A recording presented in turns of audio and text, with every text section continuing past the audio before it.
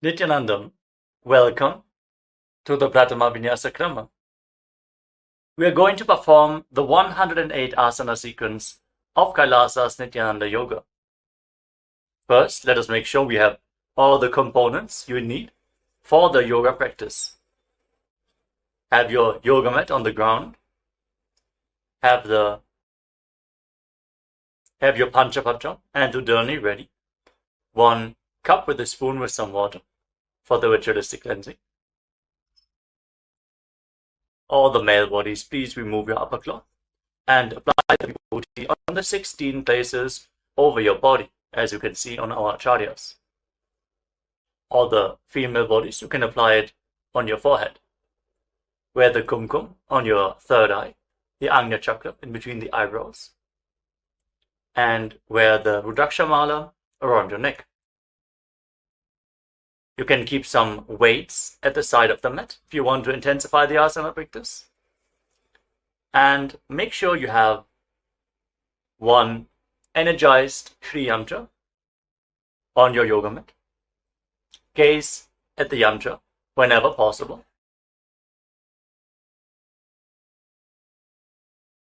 To mirror the macrocosmic energies into your microcosmos. Let us all now settle down into a comfortable cross-legged position with your head, neck, and spine in a straight line. Close your eyes, take a deep breath. Visualize Swamiji in your inner space as you bring your hands into Namaskara Mudra in front of your heart center as we open this session with the Satguru Vandanam.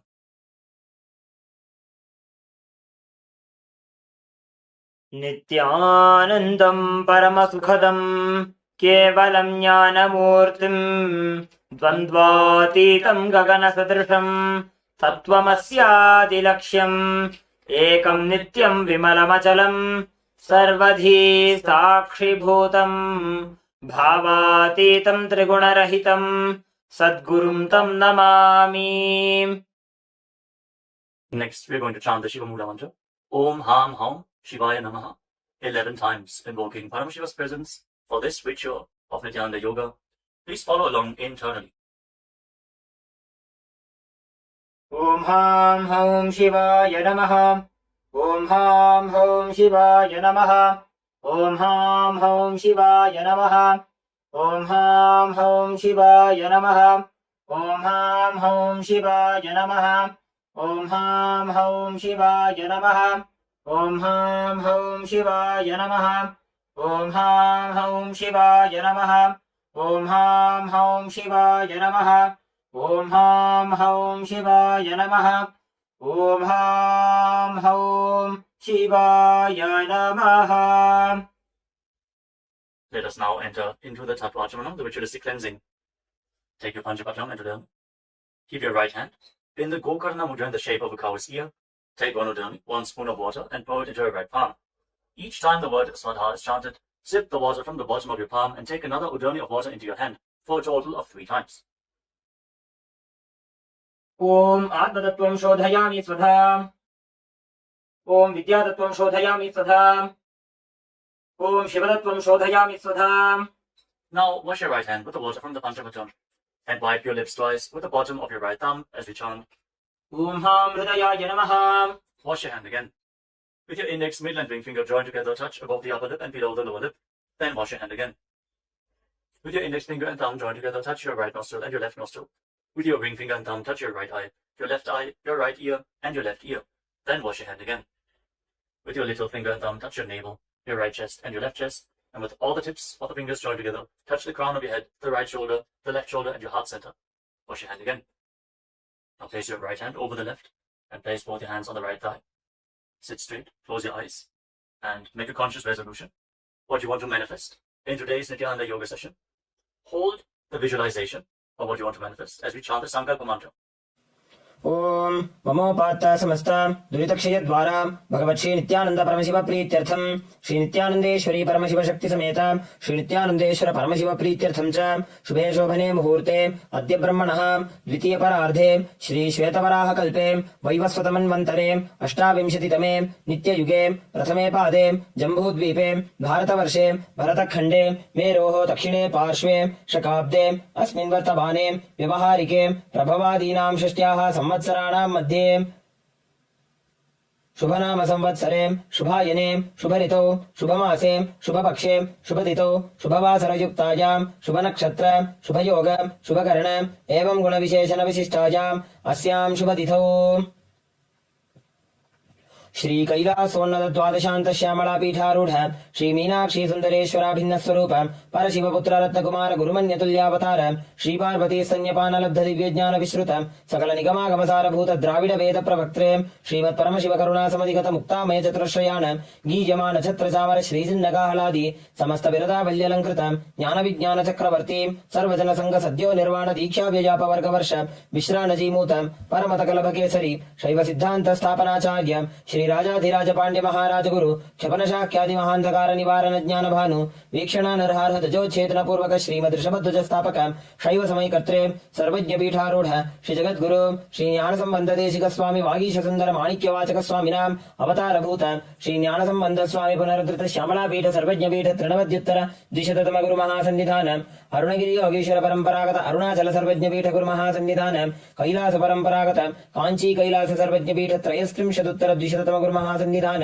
नित्योत्सव नित्य मंगल नित्य कल्याण नित्य रचित कैलास परंपरागत आदि कैलास नित्यानंद पीठ महासंस्थान महासिंहासन पीठ कर्त्रे साक्षात् श्री परमशिव समुद्भूत कैलास परंपरागत वैवस्वतमनु इक्ष्वाकु हरिश्चंद्र भगीरथ श्रीरामचंद्र शूरसेन इत्यादि अनवच्छिन्न सार्वभौम चक्रवर्ती परंपरागत चतुष्षष्टि योगिनी मंडित चतुष्षष्टि संप्रदाय प्रवर्तक मनुधर्म शासन सूर्यवंश प्राप्त सर्वज्ञ पीठ सुरांगी साम्राज्य मूर्धाभिषिक्त चूड़ामणि साक्षात् श्री परमशिव समुद्भूत कपिल महागुरु पुनरुद्धृत महानिर्वाणी पीठ अष्टोत्तर सहस्र श्री महामंडलेश्वर साक्षात् श्री परमशिव समुद्भूत श्री महागणपति समारंभ अनवच्छिन्न पीठाधीश्वर गुरु परंपरा प्राप्त अटल पीठ अष्टोत्तर सहस्र श्री अटल पीठाधीश्वर धर्म मुक्ति स्वर्गपुर स्वर्ण पीठ त्रयोविंश गुरु महासन्निधान कैलास परंपरागत आदिपीठ सर्वज्ञ पीठ जगत गुरु श्री कैलास पुनरुद्धारक श्री कैलास परमाचार्य श्रीमत् परमहंस परिव्राजकाचार्य वर्य सच्चिदानंद प्रणव स्वरूप श्रोत्रिय ब्रह्मनिष्ठ श्री जगत गुरु श्री श्री भगवत् श्री नित्यानंद परमशिव श्री ज्ञान संबंध देशिक परमाचार्य स्वामिनां प्रीत्यर्थम तेषां पादारविन्दयोः भक्ति सिद्ध्यर्थम गुरुकृपा कटाक्ष सिद्ध्यर्थम क्षेम स्थैर्य वीर्य विजय आयुरारोग्य ऐश्वर्यानाम् अभिवृद्ध्यर्थम धर्मार्थ काम मोक्ष चतुर्विध बल पुरुषार्थ सिद्ध्यर्थम समस्त दुरितोपशान्त्यर्थम समस्त मंगल अवाप्त्यर्थम भगवत् श्री नित्यानंद परमशिव प्रसादेन सकुटुम्बस्य ज्ञान वैराग्य जीवन मुक्ति प्राप्त्यर्थम पूर्ण आरोग्य युक्त दृढ़गात्र योग्य शरीर सिद्ध्यर्थम परमशिव शक्ति आविष्करणार्थम नित्यानंद योगाभ्यासं करिष्ये। Now wash your right hand once more. ओम अप उपस्पृश्य And keep your Panchapajam and Udani aside out of harm's way. Let us now enter into the first asana of the sequence, Sukhasana. In a comfortable crossing position with the head, neck and spine in a straight line.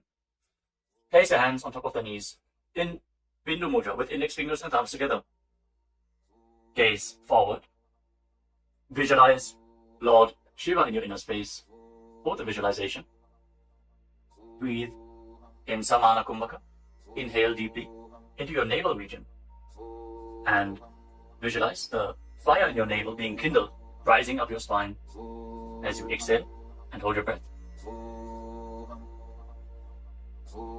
Engage Mahamudra Bandha, which is a combination of the Mula Bandha, the root lock, contracting the perineal floor and pulling it up, preventing the energy from flowing out at the bottom of your spine. The Uddiyana Bandha, the abdominal lock, contracting your muscles above and below the navel and pulling your stomach in and up towards your spine. And the Jalandhara Bandha, the throat lock, as you tuck your chin to the chest, internally contracting your throat muscles to prevent the prana from falling down again. Form all the three bandhas together and form Mahamudra Bandha. Now, internally, chant the japa Soham again and again. Visualize it rotating around your throat in a circular manner, like a prayer wheel. These are the components of the first asana, Sukhasana. तत्सुखासनमित्युक्तमशक्तस्तत्समाचरेत् आसनं विजितं येन जितं तेन जगत्त्रयम्. Now, place one foot, place your feet on top of opposite thighs, into Padmasana, the lotus posture. Join the palms of your hands in front of your chest and raise them up above your head in Anjali Mudra with the elbows straight. Engage all the uddhas as you visualize yourself as Mount Kailash in Parvatasana. अथ वक्ष्ये महादेव पर्वतासनमङ्गलम् यत्कृत्वा स्थिररूपी स्यात् षट्चक्रादिविलोपनम्. Now extend your feet away from the body. Bring the soles of the feet together. Interlock your fingers behind your back in Parusha Mudra as you lean forward and down, and place your forehead on the ground behind the heels. Lean down as low as you can. Open up your back. Breathe deeply into your navel region. Feel the stretch in your back as you gaze to your nose. Visualize Swamiji and keep engaging the Mahamudra Bandha in Halipavasana. पूर्वविधियाहू मे जानो उभय पगथली संपुटठानो पृष्ठपछेदो भूकरल्यावो दक्षिणकरसो वामगहावो. Now bring your hands to the front. Keep the soles of the feet together. Cup the palms and place them on the ground in front of the feet. Again, bring your forehead to the ground behind the heels. Fix your gaze at the tip of the nose. Visualize yourself as a snake with Mahamudra Bandha engaged in Nagi Pavasana. Hold the stretch for a moment. पूर्वविधि परि आगाने नीचौहो बीकहूणि फणास्यौ लगायि. Now keep your hands in Dhala Mudra. Index and middle fingers together as you hold onto the little and ring fingers with your thumb. Catch a hold of your big toes and extend your legs forward and up. Then cross your legs into Padmasana and lean forward and down onto your elbows. Engage all the bandhas, Mahamudra Bandha, and visualize yourself as a bird in Kokilasana. अथान्यदासनं वक्ष्ये येन सिद्धो भवेन्नरः अकस्मात् वायुसञ्चारं कोकिलाख्यासनेन च. Rise up. Now stack your knees and your ankles. Hold on to opposite elbows in front and start rotating your arms in a circular motion. Gaze to the tip of the nose, perform Mahamudra Bandha, and visualize Swamiji in your inner space as you mobilize your shoulders, your thoracic spine in Nithyananda. गोड़ा वामापादकी आशमाहिली सोज दश चरण को बारलौ तापरि Gulf समोज वामपाद को महिलौ बहुरौ Gulf जाना तापरि गोड़ा दछकी आश बारली ठान. Now place your hands on the ground shoulder width apart and raise your hips up high. Scoop your head and chest forward and down again and again. Pull your stomach in and up towards your spine in Uddiyana Bandha. Visualize yourself as an elephant. Strengthen your shoulders and your upper back. Stretch your hamstrings. Don't forget to breathe in Samana Kumbhaka. Intensify the fire in your navel region in Gajasana. न्युब्जं पादाग्रे भूमौ कृत्वा लम्बी भूयामस्तकाग्रे निधाय नितम्बम् ऊर्ध्वमुन्नमय्य नाभिलक्ष्यं भूमौ नासिकामानीय. Now raise one heel off the ground in the same position and push the other heel down. Alternate the position of your feet again and again. Stretch your hamstrings and push your shoulders through. Straighten your back. Pull your stomach in and up. And visualize yourself as a bear in Vrikshasana, the bear posture. एकैकं पादमाकुञ्च्य गजासनं कुर्यात् त्रिक्षासनं भवति. Now raise up. Stand on the tips of the toes. Stand on the tips of the toes. If you can, rise up all the way onto your big toes. Bring your hands to your chest in Hridaya Mudra, index, middle and big fingers joined together. Hold your stomach in and up and visualize Swamiji in your inner space.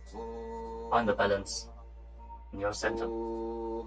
Feel the strength in your calves in Vaishyasa. केशेन पादयुगलं बद्ध्वा तिष्ठेत् अधोमुखः अथ वैश्याः वक्ष्ये यत्कृत्वा सत्यवान् भवेत्. Now let us move into the first Karana of the sequence. Starting off with Adimandi posture. Keep your heels together, toes pointing outwards, and bend your knees. Bring your hands in front of your chest.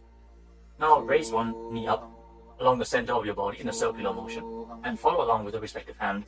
Repeat the movement on both sides gracefully again and again.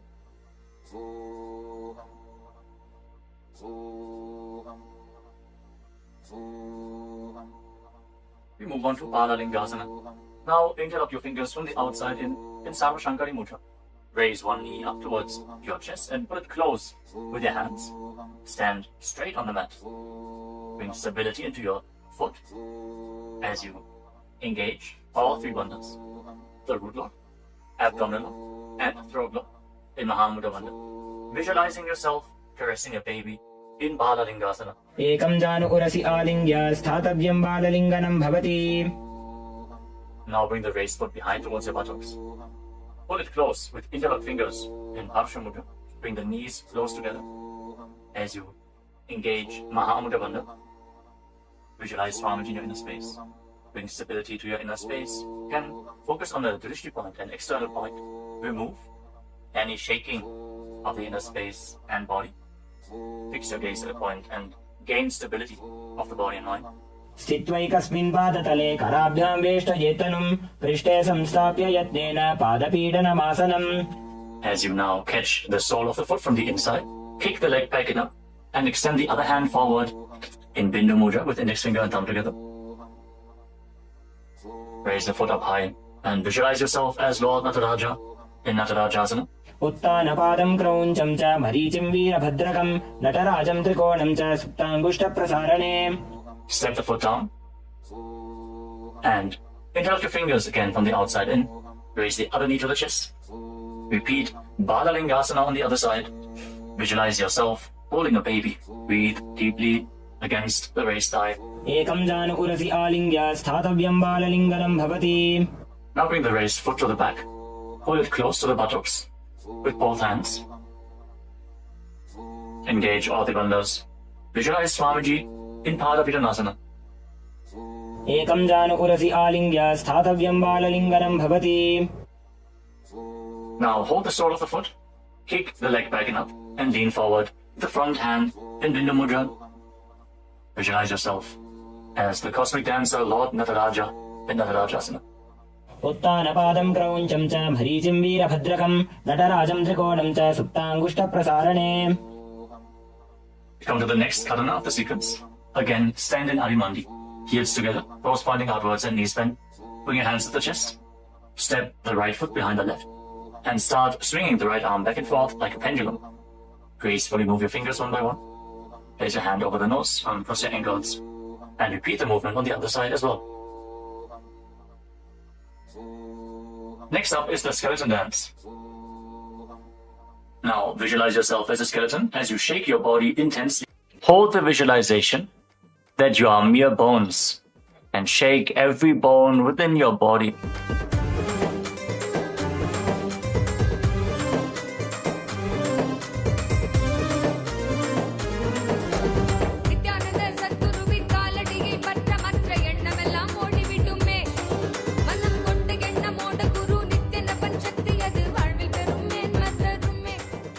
Now return to Adimandi posture and cross your arms over top of your head. For the next karana of the sequence, Katichina Karana. Now turn your body to one side, open up your arms above the head, cross them back to the center, follow along with your breath again and again.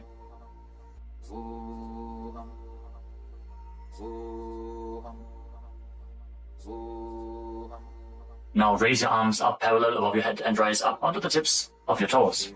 Engage Mahamudra Bandha and visualize yourself as a palm tree. As you breathe in Samana Kumbhaka, kindle the fire in your navel region. Internally chant the new japa, Shivoham, in Tadasana. महामुद्राबद्ध कोनो ताडासन विभेदकान् विनोत्तानं सदा कुर्यात् अन्तर्वत्नी पतिप्रिया. Now lean forward and down. Place your hands flat on the ground if you can. Otherwise, just lean down as low as possible. Bring your head towards the knees and engage all the bandhas, Mahamudra Bandha, as you visualize Swamiji in Uttanasana. महामुद्राबद्ध कोनो ताडासन विभेदकान् विनोत्तानं सदा कुर्यात् अन्तर्वत्नी पतिप्रिया. Now bring your hands flat on the ground and step your feet back. Come to a tall plank position. Take this opportunity to gaze at the Shri Yantra on your mat. Now tuck your chin to the chest and lock your throat. And start rotating your head from side to side as you visualize Swamiji in your inner space in Tarakshvasana. गजासनवस्थित्वा मस्तकं वारं वारं दक्षिणकुक्षिं सव्यकुक्षिं नयेत् तरक्ष्वासनं भवति. Hold the plank position. Engage your core. Now lower your body down onto your stomach. Your hands by the side of your shoulders. And then raise your head and your chest by the strength of your lower back.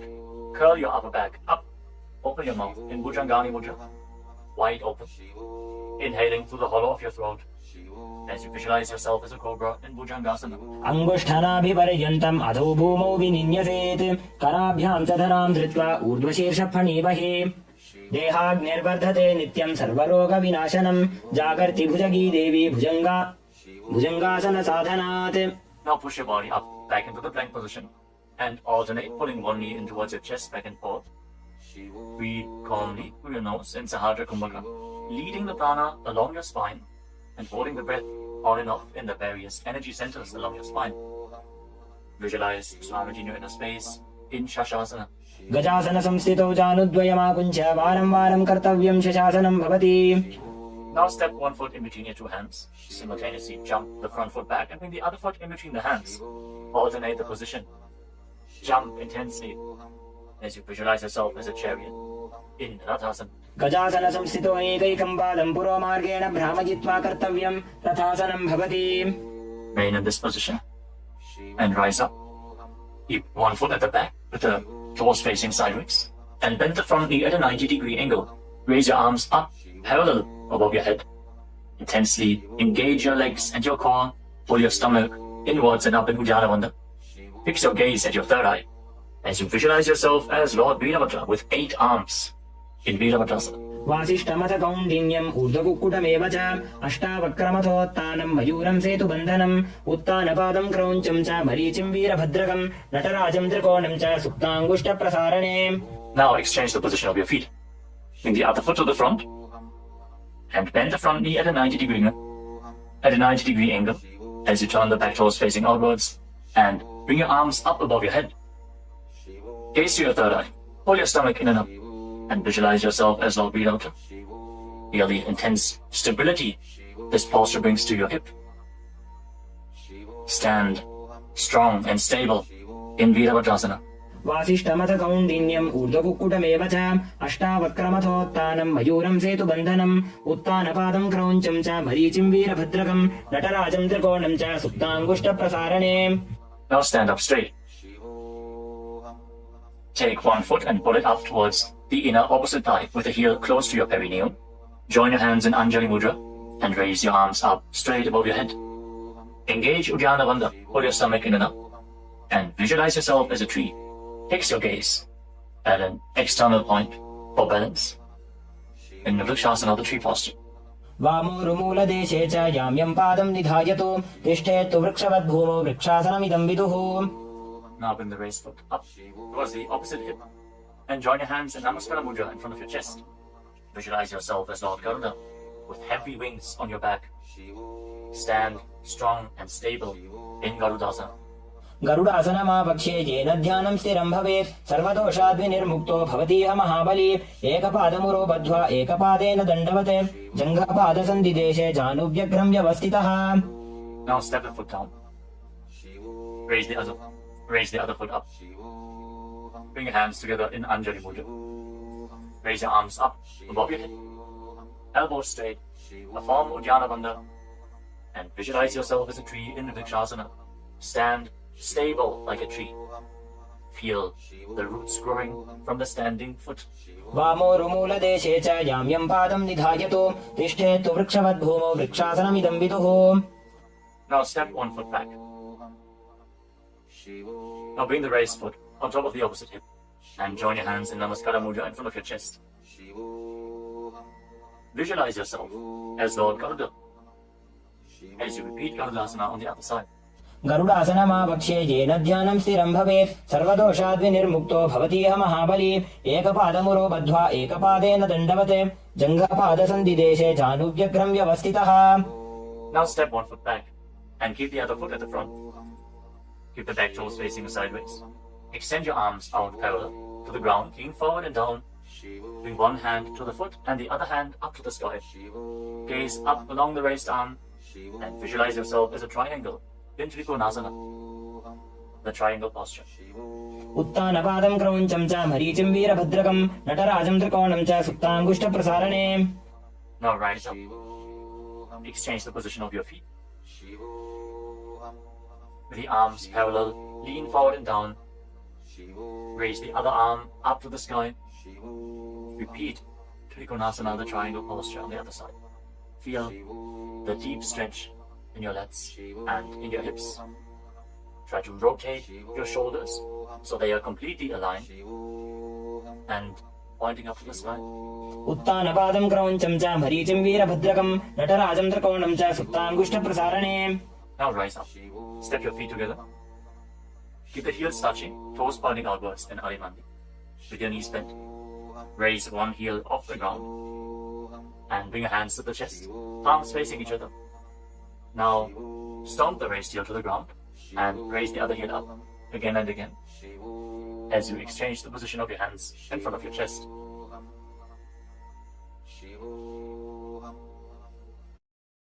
Now lower your body down into Angushtasana. Tuck the toes and sit on raised heels. Join your hands in Namaskara Mudra in front of your heart center. Visualize Swamiji in your inner space as you start buzzing like you be on the in and exhalation in Brahmari Kumbhaka. And internally chant the new japa Sadashivoham in Angushtasana. कबन्धासनमित्याहुः गोरक्षासनमेव च अङ्गुष्ठमुष्टिकं ज्ञेयं ब्रह्मप्रासादितं तथा. Now extend one leg forward and bring your hands to the side. Keep the palms facing forward in Baddha Mudra with the fingertips barely touching the ground. Be stable in this position as you visualize Swamiji in Saulasana. प्रसार्यैकं पादतलं संस्थाप्य त्वेकपादकम्. Now catch a hold of the big toe of the front foot in Prana Mudra with index and middle finger. Catch the back heel with the other hand and balance in this posture.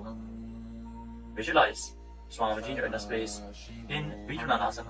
गुल्फस्थितो पादमेकं प्रसार्य तत्पादाग्रं संस्पृशेत् तत्करेण गुल्फं चान्यं धारयेत् तत्करेण धूनं पीठं चाभ्यसेत् चोभयत्र. Now rise back up. Step the front foot in. Extend the other foot forward. Keep the hands at the side, palms facing forward. Support your balance with the fingertips as you visualize Swamiji in Saulasana. प्रसार्यैकं पादतलं संस्थाप्य त्वेकपादकम्. Now lean forward and down.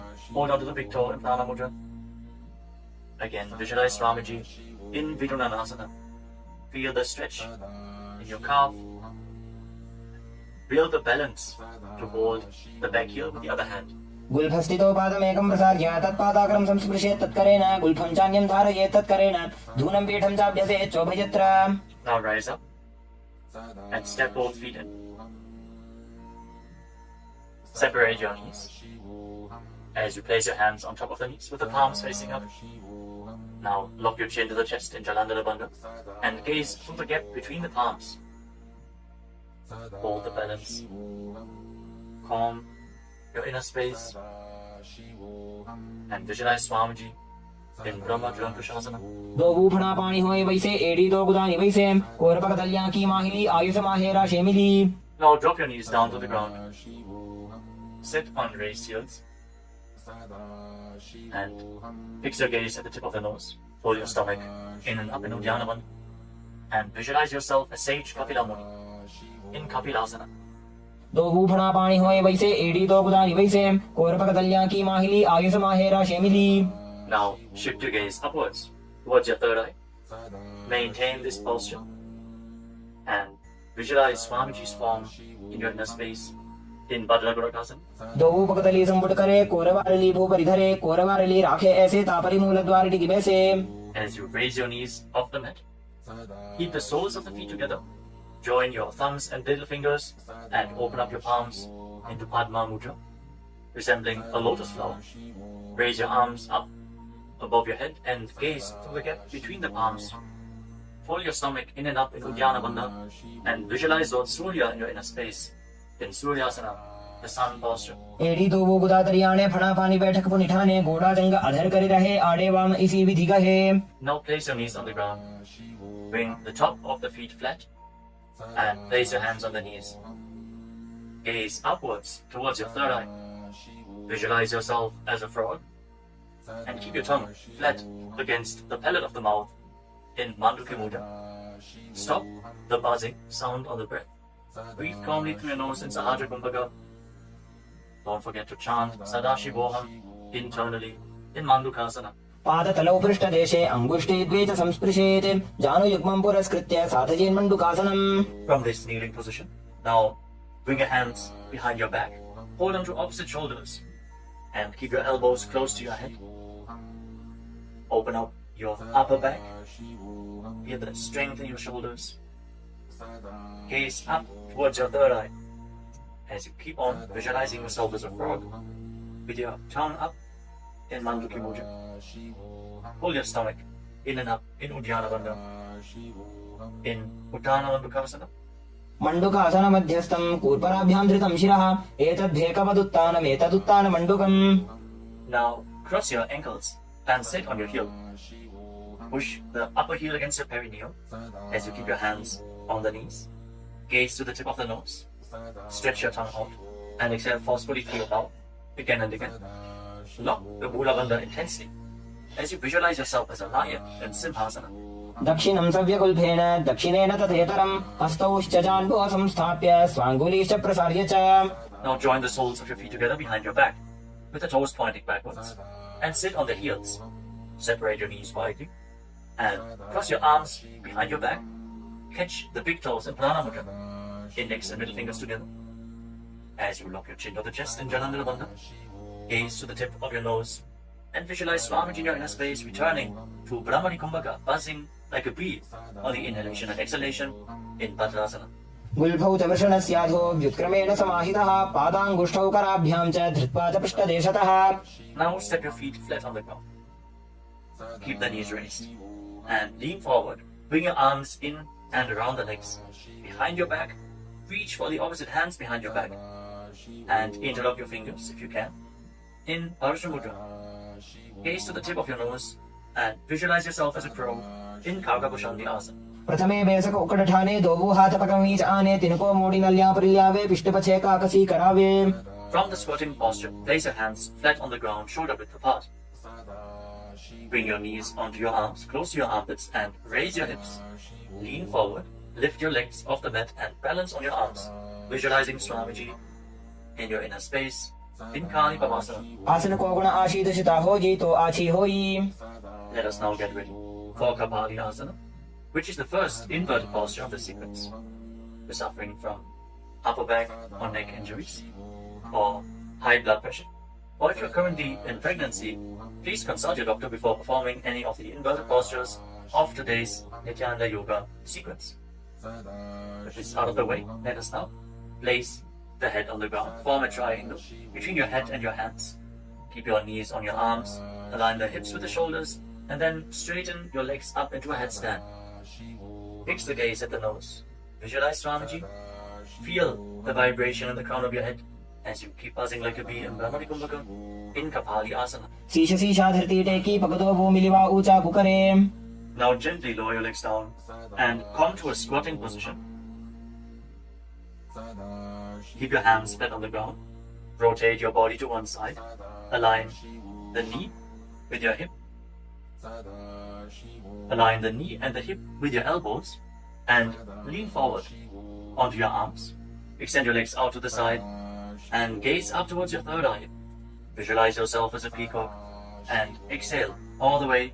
Hold your breath again and again in Dechaka Kumbhaka as you perform Parsvamayurasana. Balance on your arms with the strength to your wrists and shoulders. मयूरं दण्डवत् कुर्यान् मायूरं दण्डनामकं कुर्यान् मायूरं पार्श्वाभ्यां मायूरपार्श्वनामकं. Now set your legs down. Twist your body in the opposite direction. Repeat Parsvamayurasana on the other side. Lean onto your arms. Extend the legs out to the side and gaze to your third eye as you visualize yourself as a peacock. मयूरं दण्डवत् कुर्यान् मायूरं दण्डनामकं कुर्यान् मायूरं पार्श्वाभ्यां मायूरपार्श्वनामकं. Now settle down. Place your hands flat on the ground and step your feet back into a plank position. Take a moment to gaze at the Shri Yantra on your mat as you step one foot front in between the two hands. As you step one foot outside the respective shoulder in between the two hands, fix your gaze at your third eye and visualize yourself as Lord Kala Bhairava in Bhairaganathasana. आसन को गुण पीती जाई. Now step the front foot back and bring the other foot to the front in between the two hands. Feel the stretch in your legs. Open up your hips. Push your hip forward as you engage the Mula Bandha and visualize yourself as Lord Kala Bhairava in Bhairaganathasana on the other side. आसन को गुण पीती जाई. Now step the front foot back and bring your forearms on the mat. Raise your hips up high. Slightly walk your feet forward Open up your shoulders. Try to bring your heels to the mat. Intensely stretch your hamstrings. As you gaze towards your third eye, visualize Swamiji in Unmukha Pitasana. भून्यस्तौ जानुनी हस्तौ चतुष्पदमवाङ्मुखम् उत्थापिताङ्घ्रियुगलकटिस्थलमभिरुकाम्. Now raise back onto your arms and rotate your body. Lift one arm up towards the sky. Keep your body completely straight, your core tightly engaged, and gaze up along the raised arm as you visualize yourself as sage Vashishta in Vashishtasana. ऊर्ध्वकुक्कुटवासिष्ठमरीचिहलमत्स्यकम् परिवृत्तिम् चोदरस्य विविधम् धनुरासनम्. Now rotate your body to the other side. Raise the other arm up. Keep your core engaged as you repeat Vashishtasana on the other side. ऊर्ध्वकुक्कुटवासिष्ठमरीचिहलमत्स्यकम् परिवृत्तिम् चोदरस्य विविधम् धनुरासनम्. Relax. Now bring your feet to the front. Come to a sitting position with your legs extended forward. Bring your hands underneath the buttocks with the palms facing up. Lock your chin to the chest. Gaze to the tip of the nose. Visualize yourself as Lord Hanuman. As you internally chant the Nujapa, Mahasada Shivoham in Anjani Asana. दो भूकर की उभय हथेली कोरवारिली मैले भेली सो आगाने भूपरिदाशे महाने अंगुली मिलिराशे. Now lean forward and down. Catch a hold of your big toes and down again with index and middle fingers. Lean down as low as you can. Stretch your back. Open your hamstrings and your hips. As you engage Mahamudra Bandha, all the three bandhas together. Visualize Swamiji in Paschimottanasana. जानो परिललाटन्तो पश्चिमं तानमुच्यते येन केन प्रकारेण सुखं धार्यं च जायते. Now rise up. Interlock your fingers around your neck. And again, lean forward and down. Slightly separate your knees and bring your head in between with your elbows outside the knees. Form Mahamudra Bandha. So visualize Kali in your inner space in Ugrasana. स्वपाणिभ्यां दृढं धृत्वा जानुपरि शिरोन्यसेत् आसनोऽग्रमिदं प्रोक्तं भवेदनिलदीपनं देहावसानहरणं पश्चिमोत्तानसंज्ञकम्. Now step one foot in towards your perineum. Lean forward and down. Bring the respective arm in and around the leg and interlock both hands behind your back. Bring your head towards the knee as you visualize yourself as Sage Marichi in Marichi Asana. उत्तानपादं क्रौञ्चं च मरीचिं वीरभद्रकं नटराजं त्रिकोणं च सुप्ताङ्गुष्ठप्रसारणे. Now rise up. Drop the raised knee to the side as you keep the heel against the perineum. Lean forward and down. Hold onto the front foot. Gaze at the tip of the nose. Visualize Swamiji. Exhale deeply and then hold your breath, locking all the three bandhas. Mahamudra Bandha in Mahamudrasana. महामुद्रां प्रवक्ष्यामि तन्त्रेऽस्मिन् मम वल्लभे यां प्राप्य सिद्धा सिद्धिं च कपिलाद्याः पुरागताः. Now extend both your legs. Bring the other foot in towards the perineum with the knee raised. Bring your arm around the raised knee and interlock your fingers behind your back. As you bring your head towards the knee, visualize yourself as Sage Marichi in Marichi Asana on the other side. उत्तानपादं क्रौञ्चं च मरीचिं वीरभद्रकं नटराजं त्रिकोणं च सुप्ताङ्गुष्ठप्रसारणे. Now rise up. Drop the raised knee to the side. And again, lean forward and down. Hold onto the front foot with both hands. Gaze to the tip of the nose. Engage all the bandhas. Mahamudra Bandha. As you visualize Swamiji. Open up your hip. Straighten your spine. Intensely. In Mahamudrasana. महामुद्रां प्रवक्ष्यामि तन्त्रेऽस्मिन् मम वल्लभे यां प्राप्य सिद्धा सिद्धिं च कपिलाद्याः पुरागताः. Now rise up. Bring the soles of your feet together in front. Interlock your fingers around the toes. Pull your heels in towards your perineum. Try to keep your heels down on the ground as much as possible. As you gaze up towards your third eye. And visualize Swamiji in your inner space in Padadasana too. गुल्भौ दवृषणस्यादः सीवन्त्याः पार्श्वयोः क्षिपेत् पादपार्श्वे तु पाणिभ्यां दृढं बद्ध्वा सुनिश्चरम्. Now extend your feet away from the body. Keep your hands on the respective knees. And lock your chin to the chest. Gaze to the nose. As you visualize Swamiji in Dvalipavasana. पूरवचर्पटिचौक कक्ष्यो sooji वाही विधिचौकी चे सोई जामे AD भिन्न जराशे अंगुल 8 अंतरो राशे. Now bring your feet back in towards the perineum. Hold the soles of your feet with all the 10 fingers and lean forward and down. Place your head on the mat. Fix your gaze at the tip of the nose and visualize Yoni Mandala, the visual representation of Devi Paramashiva Shakti herself. We are projecting the Yoni Mandala in the top right corner of the screen. If you don't know how the Yoni Mandala looks. Exhale deeply and hold your breath in Rechaka Kumbhaka in Joni Asana. दोबो पकदली संपुट करे AD made के ढिंग दरे अर्धहात को अंतरराशे लीलाट पकथलियां उपरदाशे. Rise up and again extend your feet away from the body.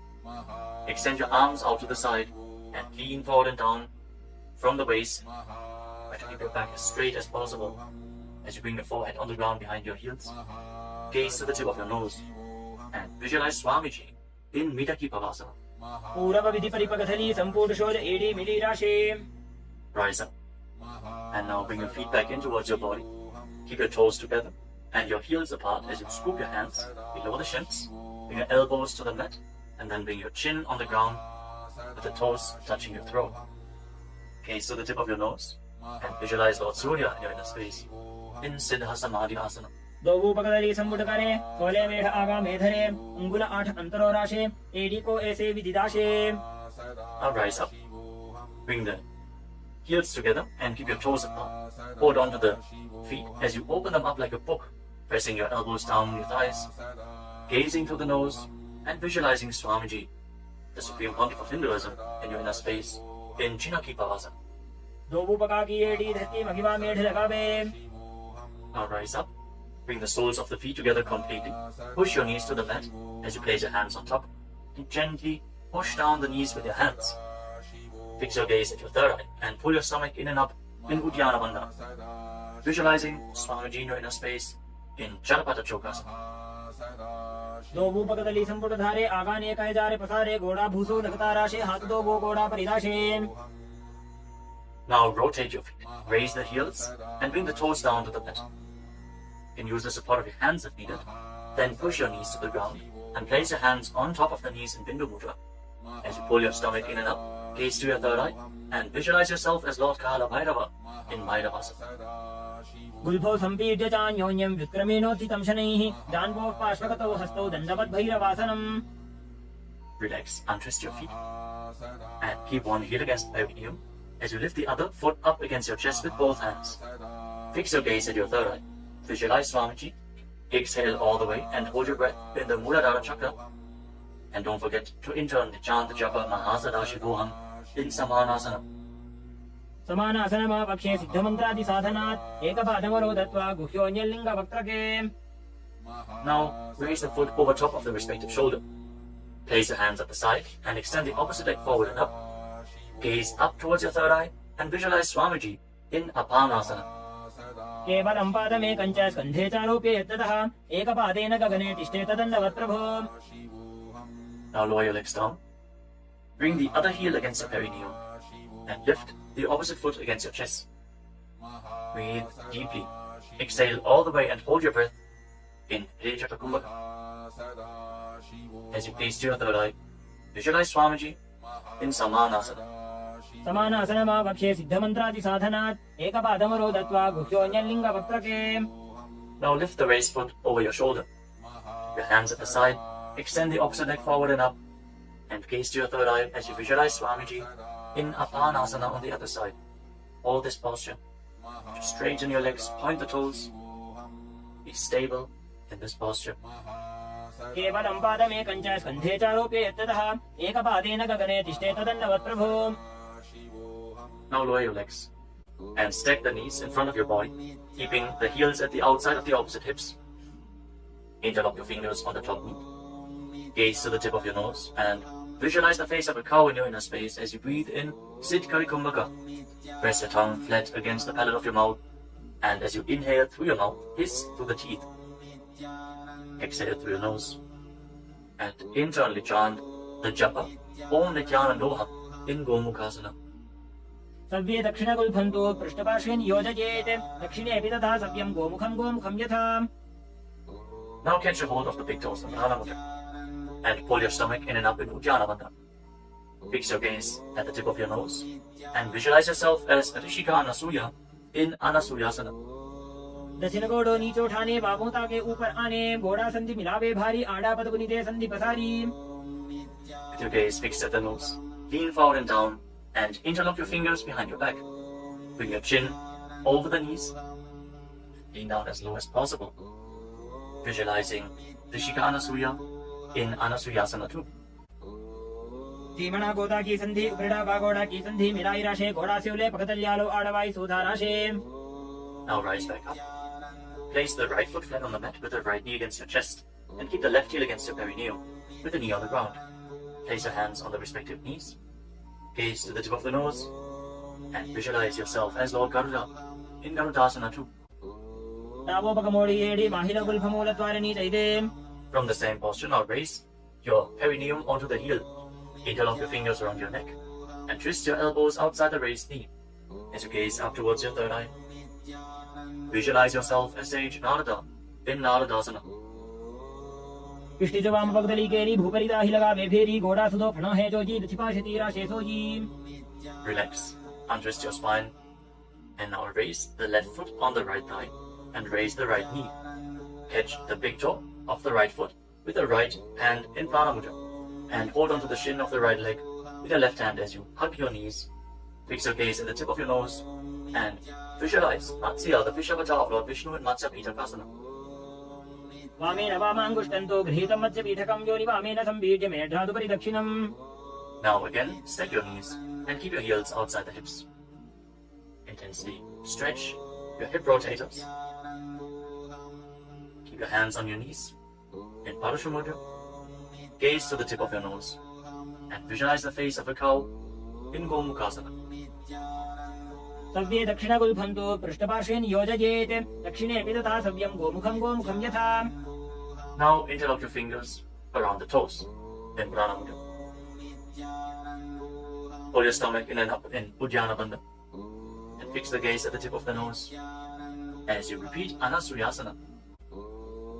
दक्षिण घोड़ो नीचे उठाने, बाबों ताके ऊपर आने, घोड़ा संधि मिलावे भारी, आड़ा पद पुनिदे संधि पसारी. Now interlock your fingers behind your back and lean forward and down. Bring your chin over the knee, the nose as close to the ground as you can. Fix your gaze at the tip of the nose and visualize yourself as Rishika Anasuya in Anasuyasana 2. दक्षिण घोड़ो नीचे उठाने, बाबों ताके ऊपर आने, घोड़ा संधि मिलावे भारी, आड़ा पद पुनिदे संधि पसारी. Now rise back up. This time place the left foot flat, the left knee against the chest, right heel against the perineum. Keep your hands on your knees.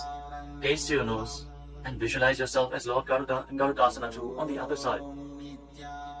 धीमणा Goda की संधि, उपरिड़ा बागोड़ा की संधि, मिलाई राशे, घोड़ा सिवले, पकतल्यालो आड़वाई सुधा राशे.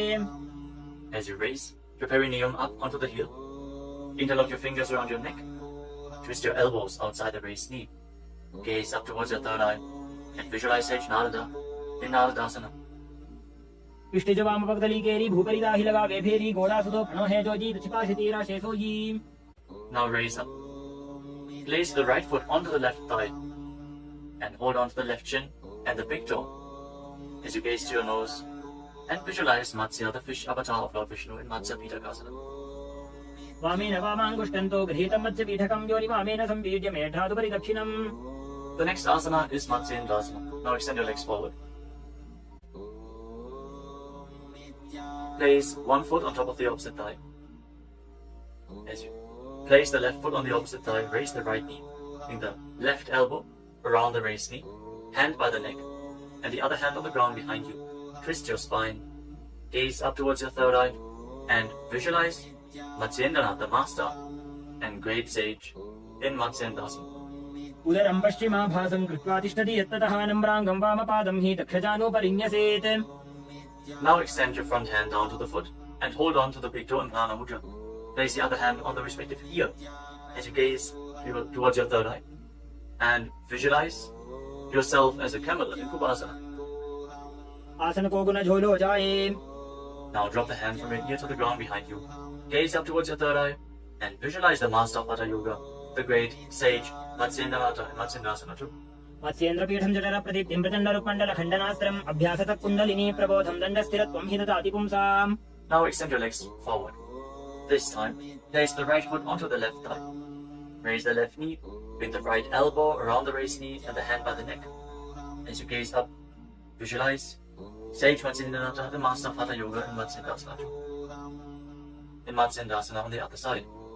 उदरं पश्चिमाभासं कृत्वा तिष्ठति यत्ततः नम्राङ्गं वामपादं हि दक्षजानुपरिन्यसेत्. Now extend the front hand down to the foot edge or hold of the big toe and prana mudra and place the other hand on the respective ear as you gaze to your third eye and visualize yourself as a camel in Kubasana on the other side. आसन को गुण झोलो जाए. Now drop the hand from your ear on the ground behind you. Keep twisting your spine intensely as you visualize Sage Matsyendranatha, the master of Hatha Yoga in Matsyendasana 2. मत्स्येन्द्रपीठं जठरप्रदीप्तिं प्रचण्डरुक्मण्डलखण्डनास्त्रम् अभ्यासतः kundalini प्रबोधं दण्डस्थिरत्वं हि ददाति पुंसाम्. Untwist your spine and now place your feet on top of opposite thighs into Padmasana, the lotus posture. As you fix your gaze at the tip of the nose, place your hands on top of the knees. Engage all three wonders intensely, sincerely. Visualize yourself as Lord Shiva and perform the Shitali Kumbhaka. Press your tongue against the back of the teeth as you hiss through your teeth on the inhalation. Engage all the wonders and internally chant the new japa Om Nithyananda Mahasadaशिवोऽहम् in Padmasana. आसनं द्विधं प्रोक्तं पद्मं वज्रासनं तथा ऊर्ध्वोरुपैचे धत्ते उभे पादतले यथा. Now cross your hands in front of the body and keep your hands in Prana Mudra. Hold on to the big toes, gaze to the tip of your nose, and visualize yourself as Goddess Parvati, the consort of Lord Shiva, in Padmasana 2. उत्तानौ चरणौ कृत्वा ऊरु संस्थौ प्रयत्नतः ऊरु मध्ये तथोत्तानौ पाणी कृत्वा तु तादृशौ. From Padmasana, now bring your hands to your legs, place your palms flat on the ground, and straighten your arms, pull your knees up, lift your body off the ground, and balance. As you visualize yourself as a rooster, breathe calmly through your nose in Sahaja Kumbhaka, in Kukutasana. पद्मासनं सुसंस्थाप्य नान्मोरोरन्तरे करौ निवेश्य भूमावासिष्ठे द्योमस्तः कुक्कुटासनः. Now from Padmasana, rise up onto your knees. Place your hands in such a way that the fingers are pointing towards your body. Now bend the elbows and bring them towards your navel. Lean forward, find balance and lift your legs off the ground. With your legs in Padmasana, visualize Swamiji in Padakikiyasana. धरामवष्टभ्यकरद्वेन तत्पूर्वरिस्थापितानाभिपार्श्वः उच्चासनो दण्डवदुत्तितर्खे मायूरमेतत् प्रवदन्ति पीठम् मयूरम् पद्मकम् कुर्यात् बद्धकेकीति कथ्यते. Now extend your legs back into Mayurasana. From the kneeling position, lean your navel onto your elbows and lift your legs up straight as you visualize yourself as a peacock in Mayurasana. अथ वक्ष्ये महादेव मयूरासनमुत्तमम् ओमो निपात्य हस्तौ द्वौ पूर्वरोपरि देहकम्. Now relax. Lay down on your stomach. After intensely engaging the muscles of your body, interlock your fingers around your neck. Place your forehead on the ground. Turn your feet outwards so the toes are pointing to the side and the heels are touching the ground. Visualize yourself as a crocodile in Makarasana. अध्यासशेदे हृदयं निधाय भूमौ च पादौ च प्रसार्यमानो शिरश्च धृत्वा करदण्डयुग्मे देहाग्निकारं मकरासनं तत्.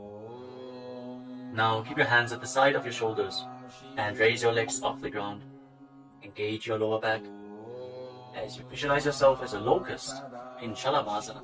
अध्यासशेते करयुग्मवक्षो भूमिमवष्टभ्यकरयोस्तलाभ्याम् पादौ च शून्ये च वितस्तिचोर्ध्वं वदन्ति पीठं शलभं मुनीन्द्राः. Next, bend your knees and hold onto the feet with your hands, pulling your feet outside of the hips onto the ground as low as possible. Visualize yourself as a camel in Ushtrasana. अध्यासशेते पदयुग्मव्यस्तं पृष्ठे निधायापि धृतं कराभ्याम् आकुञ्चयेत् सम्यक् उदरास्य गाढमुष्ट्रं च पीठं योगिनो वदन्ति. Now, as you hold onto the feet, kick your legs back and up and raise your head and chest. Bend your back and gaze up. Visualize yourself as Lord Shiva's bow in Dhanurasana. प्रसार्य पादौ भुविदण्डरूपौ करौ च पृष्ठे धृतपादयुग्मम् कृत्वा धनुस्तुल्य विवर्तिताङ्गं निगद्य योगी धनुरासनं तत्. Now lower your body down. Rise up and come to a comfortable kneeling position.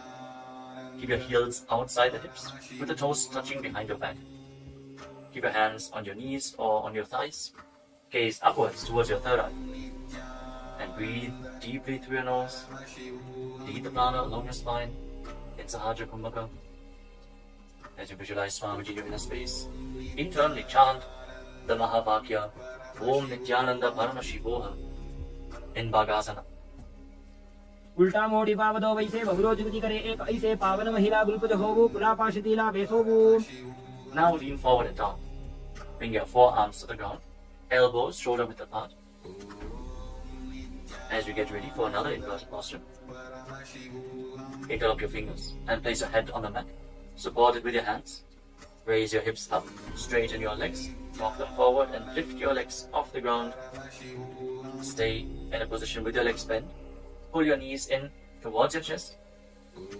Pull your knees in towards your chest. As you gaze to the tip of the nose, visualize Swamiji in Gohi Asana. दो हाथ की कहुनी जोजी प्रिय कलाई जाने दो जी. From Gohi Asana, now extend your legs up straight into Shirshasana, the headstand posture. Find inner stability. As you gaze to your nose and visualize Swamiji in Shirshasana.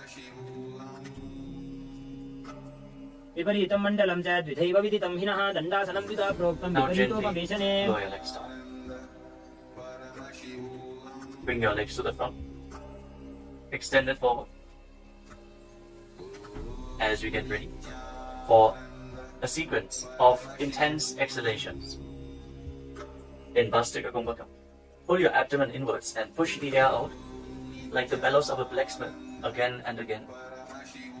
In Bhastika Kumbhaka, we are going to perform this Kumbhaka throughout the next few asanas. Starting off with Bodhi Asana. Hold onto your calves and then raise your legs up. Try to bring them as vertical in front of your face as possible. As you visualize Swamiji in your inner space, hold this position. Engage your core. दो हाथ पग बाहर आने गोड़ा तरे का कसी ठाने अंगुष्ठ पिंडली लगातार Now धरे bring your hands Chandra behind your Akash back. की करे. Hold on to opposite shoulders with your hands as you gaze to your third eye. Exhale rapidly and visualize yourself as a mace in Parikasana. Intensely work your core. उत्तान शयनं कृत्वा पादौ मिलित्वा विसर्ज्यानितं वं भूमौ. Now bring your hands to the front, parallel to the ground, with the legs raised at 45-degree angle. Gaze to your third eye and visualize yourself as a boat in Naukasana. Keep going, we're almost there. Keep your core engaged. उत्तान शयनं कुर्पराभ्यां भूमिं Now वष्टभ्यः separate सन्निधं your निधाय. knees and bring the soles of the feet together. Pull your feet in towards your chest as you scoop your hands below. Keep breathing rapidly as you visualize yourself as Lord Buddha. Gaze to the tip of the nose in Buddhasana. पगतले संपूर्ण करी हाथस्य उपक उचाजी पगाका अंगूठा दो बूले गो Now पानी का relax. निकाल वे. Place your feet flat on the ground as you lay down on your back. Keep your knees raised and place your palms on the ground just behind the heels. Push your hips up high off the ground. Lock your perineum and lock your throat in the Mula Bandha and the Jalandhara Bandha. Push the air upwards against the throat lock. Prevent it from escaping your body in Murcha Kumbhaka. Push the prana upwards as you gaze to your nose and visualize Swamiji in Unmukha Pitasana too. ऊर्ध्वे च जानुनी कृत्वा शवित्वोर्ध्वमुखं तथा उत्थाप्य हस्तौ तिष्ठेतु पीठ उन्मुख नामके. Now lay down on your back. Keep your hands flat at the side of your body with your palms facing up. Unclutch from any micro movements of the body and the mind. Be completely still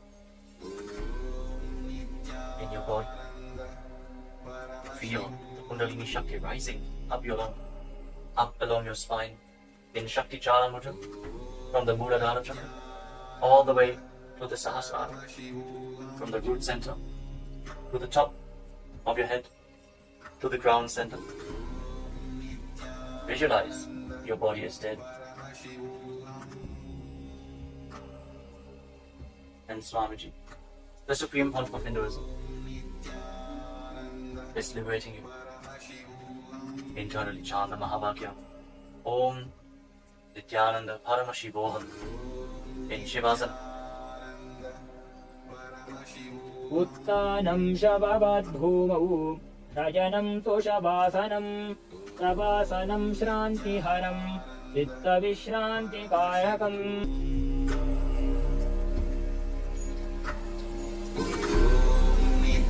Nithyananda Paramashivam.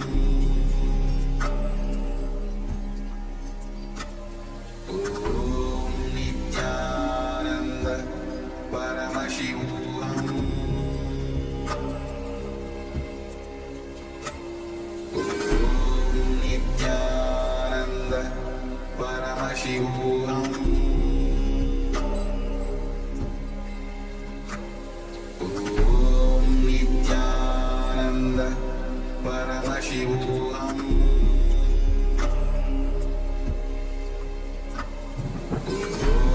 Nithyananda Paramashivam.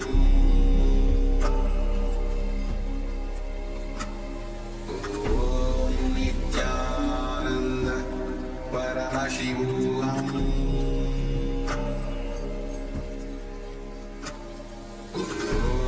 Nithyananda Paramashivam.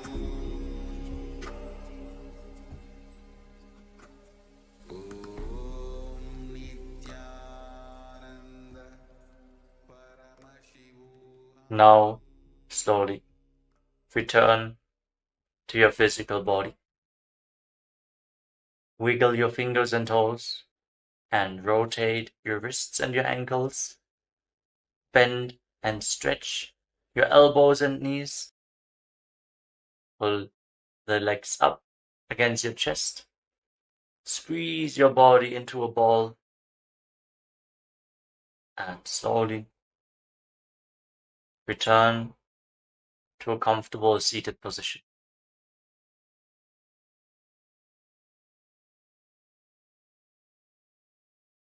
Congratulations, you completed the Prathama Vinyasa Krama, the 108 asanas of KAILASA's Nithyananda Yoga. Thank you all for performing this asana sequence today. Let us conclude this ritual of Nithyananda Yoga with the Purna Mantra. Sit straight with your head, neck and spine in a straight line, the hands in Namaskara Mudra in front of your chest. Close your eyes and visualize Swamiji in your inner space as we chant together. ॐ पूर्णमदः पूर्णमिदं पूर्णात् पूर्णमुदच्यते पूर्णस्य पूर्णमादाय पूर्णमेवावशिष्यते ॐ शान्तिः शान्तिः शान्तिः हरिः ॐ तत्सत् सर्वं भगवत् श्रीनित्यानन्द परमशिव पादुकार्पणमस्तु ॐ नित्यानन्दम्.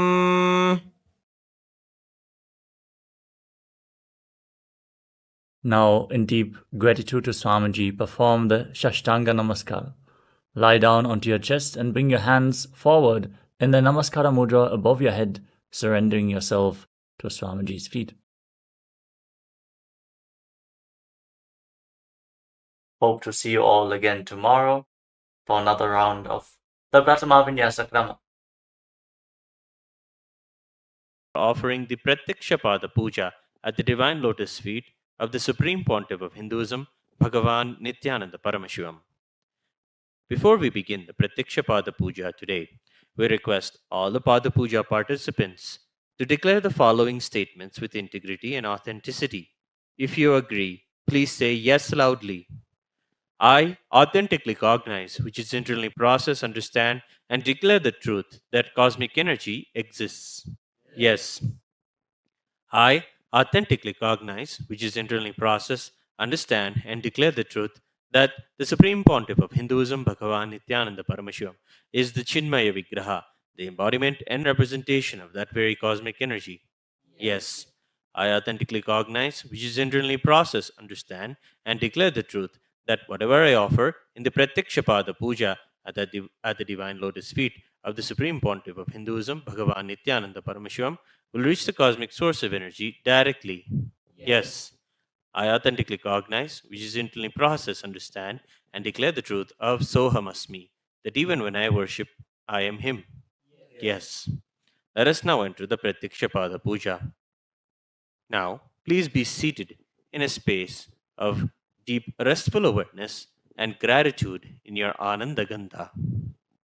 Nithyanandam Paramasukhadam Kevalam Jnanamurtim Dvandvatitam Gagana Sadrusham Tattvamasyadilaksham Ekam Nityam Vimalamachalam Sarvadhi Sakshibhutam Bhavatitam Trigunarahitam सद्गुरुं तं नमामि।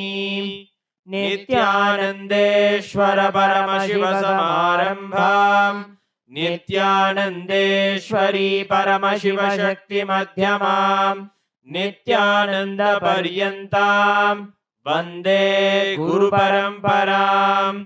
ललाटे त्रिपुण्ड्रे निटिलधृतकस्तूरी तिलकः स्फुरन्मालाधार स्फुरितकटिकौपीनवसनः दधानो दुष्टारं शिरसि फणिराजं शशिकलाम् प्रदीपः सर्वेषाम् अरुणगिरियोगी विजयते। ॐ आत्मतत्त्वं शोधयामि स्वधा। ॐ विद्यातत्त्वं शोधयामि स्वधा। ॐ शिवतत्त्वं शोधयामि स्वधा। ॐ शुक्लाम्बरधरं विष्णुं शशिवर्णं चतुर्भुजं प्रसन्नवदनं ध्यायेत् सर्वविघ्नोपशान्तये। We'll now do the pranayama. ओम होम ईशानमूर्ताय नमः। ओम हिम तत्पुरुषवक्त्राय नमः। ओम हुम मुगुरुदयाय नमः। ओम हिम वामदेवह्याय नमः। ओम हम सज्जोतमूर्ते नमः। ओम हां हृदयाय नमः। ओम ह्रीं शीर्षे नमः। ओम हूं शिखाय नमः। ओम हैं कवचाय नमः। ओम होम नेत्रेभ्यो नमः। ओम हस्त्राय नमः। ओम होम ईशानमूर्ताय नमः। ओम हिम तत्पुरुषवक्त्राय नमः। ओम हुम मुगुरुदयाय नमः। ओम हिम वामदेवह्याय नमः। ओम हम सज्जोतमूर्ते नमः। मां हृदयाय नमः। ओम ह्रीं शीर्षे नमः। ओम हूं शिखाय नमः। ओम हैं कवचाय नमः। ओम होम नेत्रेभ्यो नमः। ओम हस्त्राय नमः। ओम होम ईशानमूर्ताय नमः। ओम हिम तत्पुरुषवक्त्राय नमः। ओम हुम मुगुरुदयाय नमः। ओम हिम वामदेवह्याय नमः। ओम हम सज्जोतमूर्ते नमः। ओम हां हृदयाय नमः। ओम ह्रीं शीर्षे नमः। ओम हूं शिखाय नमः। ओम हैं कवचाय नमः। ओम होम नेत्रेभ्यो नमः। ओम हस्त्राय नमः। ममोपात समस्त दुरितक्षयद्वारा भगवत् श्री नित्यानंद परमशिव प्रीत्यर्थम श्री नित्यानंदेश्वरी परमशिव शक्ति समेत श्री नित्यानंदेश्वर परमशिव प्रीत्यर्थम च शुभे शोभने मुहूर्ते आद्य ब्रह्मणः द्वितीय परार्धे श्री श्वेतवराह कल्पे वैवस्वतमन्वन्तरे अष्टाविंशतितमे नित्ययुगे प्रथमे पादे जम्बूद्वीपे भारतवर्षे भरतखण्डे मेरोः दक्षिणे पार्श्वे शकाब्दे अस्मिन् वर्तमाने व्यवहारिके प्रभवादीनां षष्ट्याः संवत्सराणां मध्ये शोभकृतनाम संवत्सरे शुभायने शुभऋतौ शुभमासे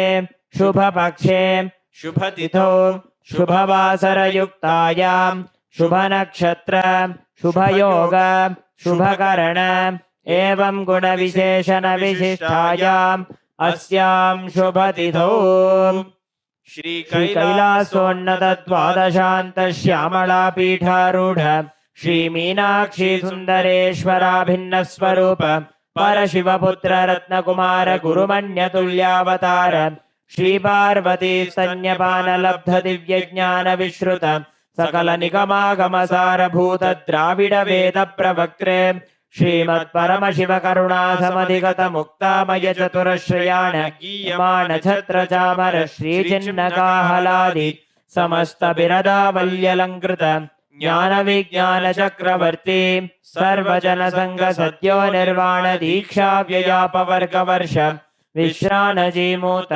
परमत कलभ केसरी शैव सिद्धांत स्थापनाचार्य श्री राजाधिराज पांड्य महाराज गुरु क्षपन शाक्यादि महांधकार निवारण ज्ञान भानु वीक्षणा नरहार ध्वजोच्छेदन पूर्वक श्रीमद् ऋषभध्वज स्थापक शैव समय कर्त्रे सर्वज्ञ पीठारूढ़ श्री जगद्गुरु श्री ज्ञान संबंध देशिक स्वामी वागीश सुंदर माणिक्य वाचक स्वामिनाम अवतार भूत श्री ज्ञान संबंध स्वामी पुनरुद्धृत श्यामला पीठ सर्वज्ञ पीठ तृणवद्युत्तर द्विशततम गुरु महासन्निधान अरुणगिरि योगीश्वर परंपरागत अरुणाचल सर्वज्ञ पीठ गुरु महासन्निधान कैलास परंपरागत कांची कैलास सर्वज्ञ पीठ त्रयस्त्रिंशदुत्तर द्विशततम गुरु महासन्निधान नित्योत्सव नित्यमंगल नित्यकल्याण नित्यरजित कैलास परंपरागत आदि कैलास नित्यानंद पीठ महासंस्थान महासिंहासन पीठ कर्त्रे साक्षात् श्री परमशिव समुद्भूत कैलास परंपरागत वैवस्वतमनु इक्ष्वाकु हरिश्चंद्र भगीरथ श्रीरामचंद्र शूरसेन इत्यादि अनवच्छिन्न सार्वभौम चक्रवर्ती परंपरागत चतुष्षष्टि योगिनी मंडित चतुष्षष्टि संप्रदाय प्रवर्तक मनुधर्म शासन सूर्यवंश प्राप्त सर्वज्ञ पीठ सुरांगी साम्राज्य मूर्धाभिषिक्त चूड़ामणि साक्षात् श्री परमशिव समुद्भूत कपिल महागुरु पुनरुद्धृत महानिर्वाणि पीठ अष्टोत्तर सहस्र श्री महामंडलेश्वर साक्षात् श्री परमशिव समुद्भूत श्री महागणपति समारंभ अनवच्छिन्न पीठाधीश्वर गुरु परंपरा प्राप्त अटल पीठ अष्टोत्तर सहस्र श्री अटल पीठाधीश्वर धर्म मुक्ति स्वर्ग पुरस्वर्ण पीठ त्रयोविंश गुरु महासन्निधान कैलास परंपरागत आदिपीठ सर्वज्ञ पीठ जगद्गुरु श्री कैलास पुनरुद्धारक श्री कैलास परमाचार्य श्रीमत् परमहंस परिव्राजकाचार्य वर्य सच्चिदानंद प्रणव स्वरूप श्रोत्रिय ब्रह्मनिष्ठ श्रीमत् जगद्गुरु श्रील श्री भगवत श्री नित्यानंद परमशिव श्री ज्ञान संबंध देशिक परमाचार्य स्वामिनां प्रीत्यर्थम तेषां पादारविन्दयोः भक्ति सिद्ध्यर्थं गुरुकृपा कटाक्ष सिद्ध्यर्थं क्षेमस्थैर्य वीर्य विजय आयुरारोग्य ऐश्वर्याणाम् अभिवृद्ध्यर्थं धर्मार्थ काम मोक्ष चतुर्विध फल पुरुषार्थ सिद्ध्यर्थं समस्त दुरितोपशान्त्यर्थं समस्त मंगलावाप्यर्थं भगवत् श्री नित्यानंद परमशिव प्रसादेन सकुटुम्बस्य ज्ञान वैराग्य जीवन मुक्ति प्राप्त्यर्थं श्री नित्यानंदेश्वरी परमशिव शक्ति समेत श्री नित्यानंदेश्वर परमशिव अवतार भूत श्री सर्वदेव देवी स्वरूप भगवत् श्री नित्यानंद परमशिव प्रत्यक्ष पाद पूजां करिष्ये। ओम अबौपस्पृश्य ओम आगमार्थं तु देवानां गमनार्थं तु राक्षसां घण्टानादं करोम्यादौ देवताह्वानलाञ्छनं घण्टादेवताभ्यो नमः।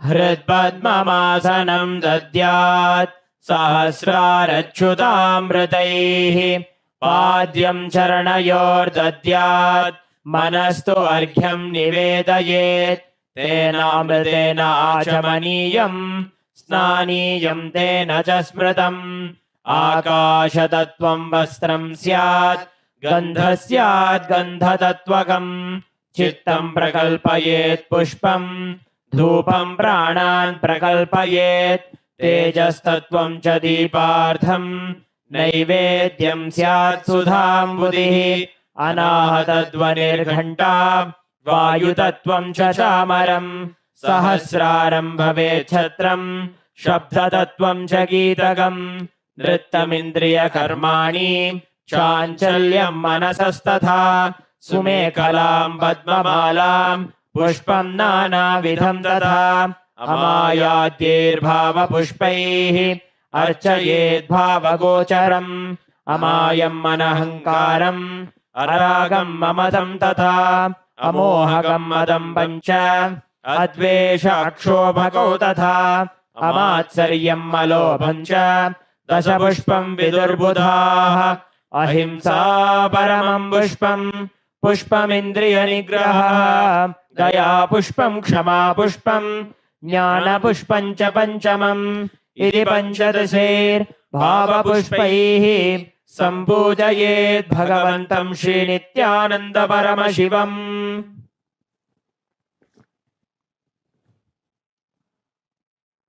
आसनम् ॐ सर्वभूतान्तरस्थाय सर्वभूतान्तरात्मने कल्पयाम्युपवेशार्थम् आसनं ते नमो नमः। ॐ ह्रीं इदं सुवर्णासनं सर्वदेवदेवी स्वरूपाय भगवते श्रीनित्यानन्द परमशिवाय नमः। स्वागतम्। ॐ शान्तत्वात् सर्वकर्तृत्वभावोपरतिकारणात् शिव उक्तौ महातन्त्रमन्त्रविद्भिः सदा शिवः। तस्मै शिवाय गुरवे वीतरागकलाय वै अमेयत्वादनन्तोऽयम् अजत्वाच्च प्रकीर्तितः।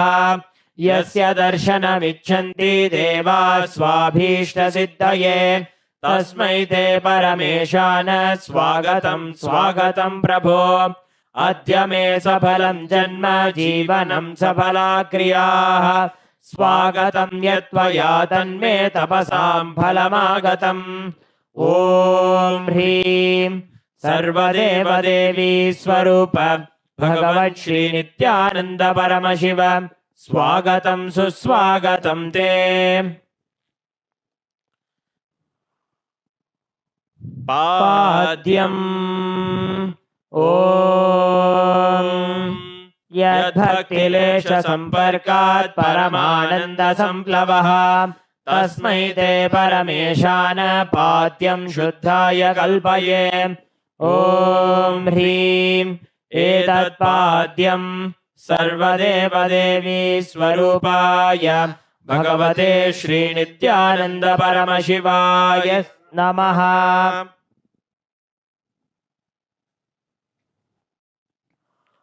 अर्घ्यः। ॐ दूर्वाक्षतसमायुक्तं बिल्वपत्रं तथा परं शोभनं शङ्खपात्रस्थं ग्रहाणार्घ्यं महेश्वर। ॐ ह्रीं एषोऽर्घ्यः सर्वदेवदेवी स्वरूपाय भगवते श्रीनित्यानन्द परमशिवाय स्वाहा। आचमनीयम्। ॐ मन्दाकिन्यास्तु यद्वारी सर्वपापहरं शुभं ग्रहाणाचमनीयं त्वं मया भक्त्या निवेदितम्। ॐ ह्रीं इदम् आचमनीयोदकम् सर्वदेवदेवी स्वरूपाय भगवते श्रीनित्यानन्द परमशिवाय स्वधा। मधुपर्कः। ॐ सर्वकल्मषनाशाय परिपूर्णसुधात्मकम् मधुपर्कमिमं देव कल्पयामि प्रसीद मे। ॐ ह्रीं एष मधुपर्कः सर्वदेवदेवी स्वरूपाय भगवते श्रीनित्यानन्द परमशिवाय स्वधा। गन्धतैलम्। ॐ स्नेहं ग्रहाण स्नेहेन लोकानां हितकारक सर्वलोकेषु शुद्धस्त्वं ददामि स्नेहमुत्तमम्। ॐ ह्रीं इदं गन्धतैलं सर्वदेवदेवी स्वरूपाय भगवते श्रीनित्यानन्द परमशिवाय निवेदयामि। स्नानीयम्। ॐ इदं सुशीतलं वारी स्वच्छं शुद्धं मनोहरम् स्नानार्थं ते मया भक्त्या कल्पितं प्रतिगृह्यताम्। ॐ ह्रीं इदं स्नानीयोदकं सर्वदेवदेवी स्वरूपाय भगवते श्रीनित्यानन्द परमशिवाय निवेदयामि।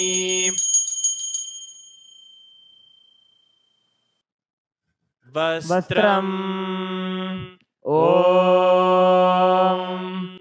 मायाचित्रपटाच्छन्न निजगुह्योरुतेजसे निरावरणविज्ञाय वासस्ते कल्पयाम्यहम् ॐ ह्रीं इदं वस्त्रोत्तरीयं सर्वदेवदेवी स्वरूपाय भगवते श्रीनित्यानन्द परमशिवाय निवेदयामि।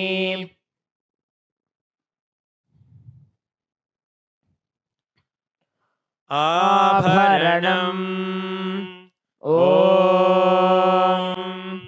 स्वभावसुन्दराङ्गाय नानाशक्त्याश्रयायते सुवर्णं भूषणं तुभ्यं कल्पयामि प्रसीद मे। ॐ ह्रीं इदं सुवर्णाभरणं सर्वदेवदेवी स्वरूपाय भगवते श्रीनित्यानन्द परमशिवाय निवेदयामि। गन्धः ॐ शरीरं ते न जानामि चेष्टां नैव च मया निवेदितान् गन्धान् प्रतिगृह्य विलिप्यताम्। ॐ ह्रीं एष गन्धः सर्वदेवदेवी स्वरूपाय भगवते श्रीनित्यानन्द परमशिवाय नमः।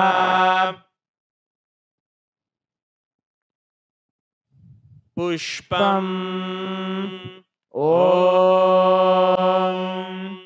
तुरीयवनसम्पन्नं नानागुणमनोहरम् आनन्दसौरभं पुष्पं गृह्यताम् इदमुत्तमम्। ॐ ह्रीं एतानि सचन्दनपुष्पाणि सर्वदेवदेवी स्वरूपाय भगवते श्रीनित्यानन्द परमशिवाय वौषटे। बिल्वपत्रम् ॐ अमृतोद्भवं श्रीवृक्षं शङ्करस्य सदा प्रियं बिल्वपत्रं प्रयच्छामि पवित्रं ते सुरेश्वर। ॐ ह्रीं एतानि सचन्दनबिल्वपत्राणि सर्वदेवदेवी स्वरूपाय भगवते श्रीनित्यानन्द परमशिवाय वौषटे।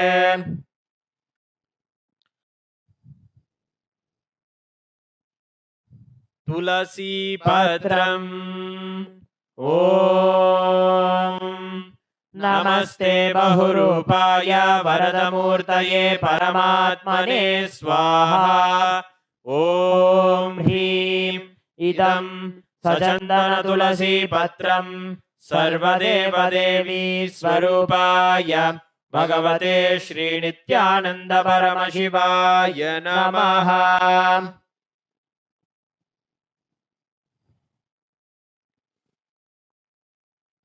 धूपः ॐ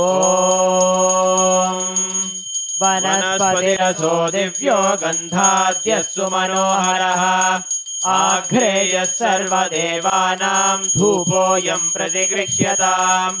ॐ ह्रीं एष धूपः सर्वदेवदेवी स्वरूपाय भगवते श्रीनित्यानन्द परमशिवाय नमः। दीपः ॐ सुप्रकाशो महादीपः सर्वतस्तिमिरापहः सबाह्याभ्यन्तरज्योतिर्दीपोऽयं प्रतिगृह्यताम्। ॐ ह्रीं एष दीपः सर्वदेवदेवी स्वरूपाय भगवते श्रीनित्यानन्द परमशिवाय नमः।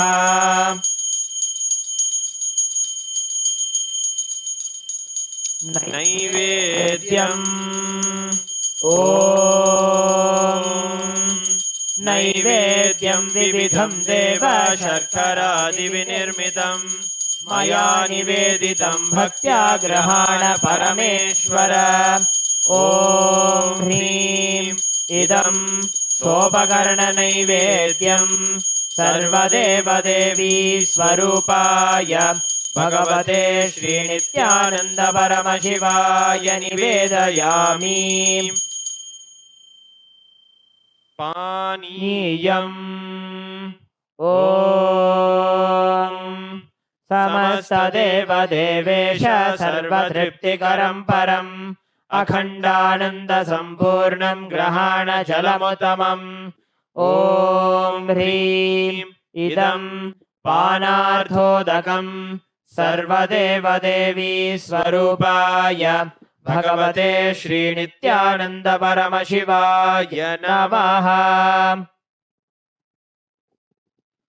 पुनराचमनीयम् ॐ उच्छिष्टमप्यशुचिर्वा यस्य स्मरणमात्रतः शुद्धिमाप्नोति तस्मै ते पुनराचमनीयकम्। ॐ ह्रीं इदं पुनराचमनीयोदकम् सर्वदेवदेवी स्वरूपाय भगवते श्रीनित्यानन्दपरमशिवाय स्वाहा।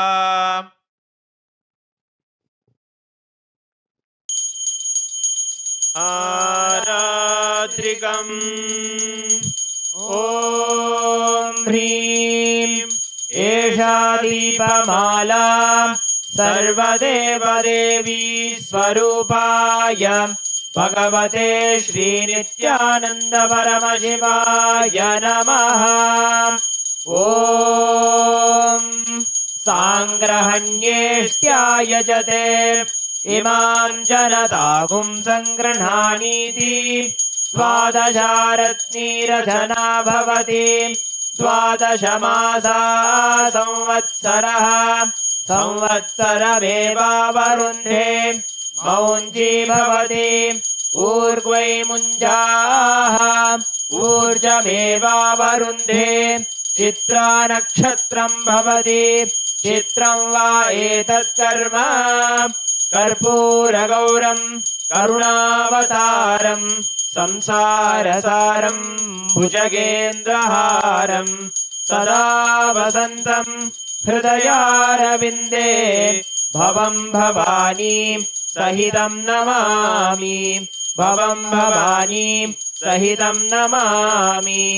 भवं भवानी सहितं नमामि। आरात्रिकम् समर्पयामि भगवच्छ्री नित्यानंद परमशिव चरणकमलेभ्यो नमः।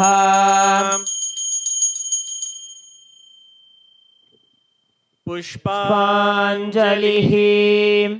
गुरुर्ब्रह्मा गुरुर्विष्णुः गुरुर्देवो महेश्वरः गुरुः साक्षात् परं ब्रह्म तस्मै श्री गुरवे नमः। अखण्डमण्डलाकारं व्याप्तं येन चराचरं तत्पदं दर्शितं येन तस्मै श्री गुरवे नमः। अज्ञानतिमिरान्धस्य ज्ञानाञ्जनशलाकया चक्षुरुन्मीलितं येन तस्मै श्री गुरवे नमः। अनेकजन्म सम्प्राप्त कर्मबन्धविदाहिने आत्मज्ञानप्रदानेन तस्मै श्री गुरवे नमः।